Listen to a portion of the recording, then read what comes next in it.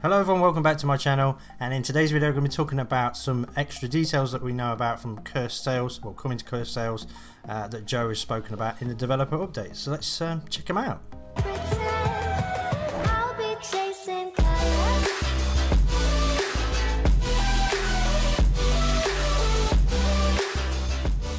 So the developer update is out as of the 19th of July.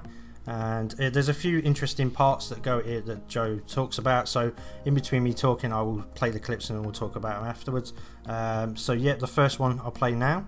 And alongside that, we've also added some kind of little Easter eggs that commemorate some of our favourite stories from the Hungering Deep. So you'll find these around the world. We kind of call them internally kind of like Merrick's Tales. So, you know, Merrick has recognised some of the cool stuff that players have been up to, and he's left some little lore books around and some little mementos. So, yeah, that should be fun for people to discover and see the kind of things that we found to be most fun and enjoyable and kind of creative and stuff. So, yeah, looking forward to people discovering those.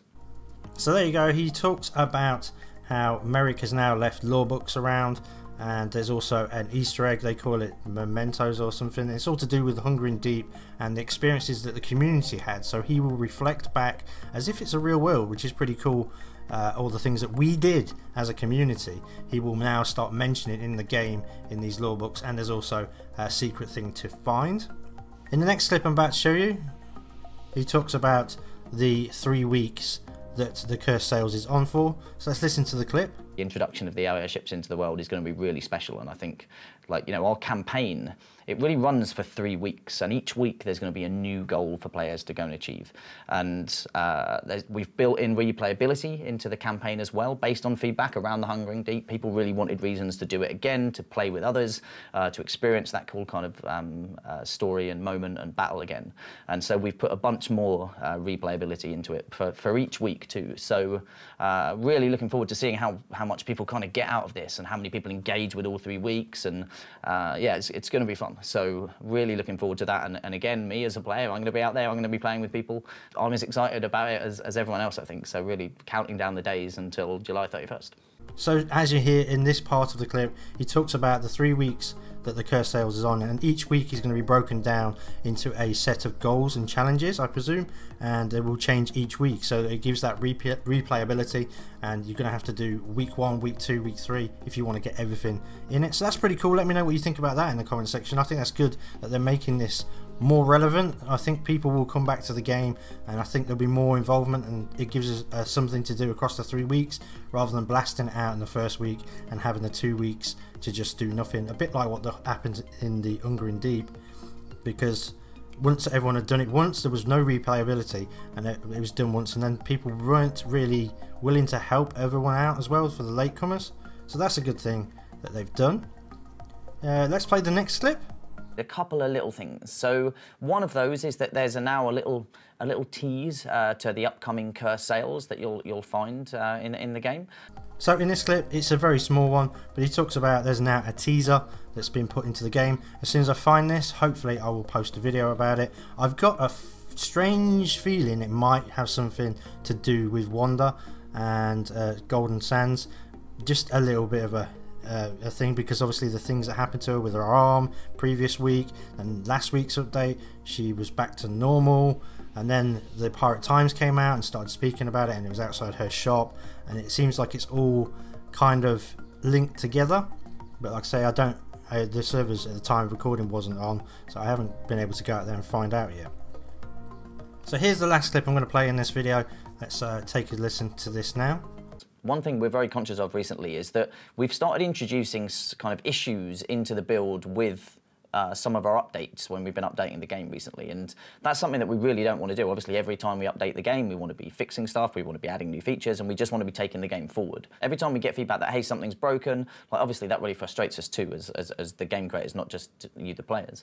And so we've had a lot of discussions about this internally around how do we improve our process of getting builds out to players. So right now we're right in the thick of those discussions. We're looking at how we get a little bit more time testing the build itself prior to it going out, and that will be both internally, kind of using our test team, but also looking at how we use pioneers better to ensure that you know, we reduce as much risk around getting a build out to all of our player base. So expect news, expect updates on that coming soon. Like, Really what it means though is that we're going to have a little bit more of a lead time between when we make a change and it gets out to players, so that we can ultimately guarantee that we get that testing time. We love being able to swiftly make changes and get them out to our players, but we also know that we want to keep everything stable and everything working as designed. So working really hard on that, loads of discussions. It's quite a complicated process, but we're making really good kind of steps through it. So you'll see more on that soon, and you should see the stability of the builds improve. So, like, really passionate about that and making sure that we address that. So thanks for all the feedback on this. So in this clip he talks about how when they're pushing out the new updates, they're kind of breaking, there's parts of it that are kind of breaking the game. I mean, it's been happening quite a lot recently, and what they're going to do is they're going to look about how they test the game more better.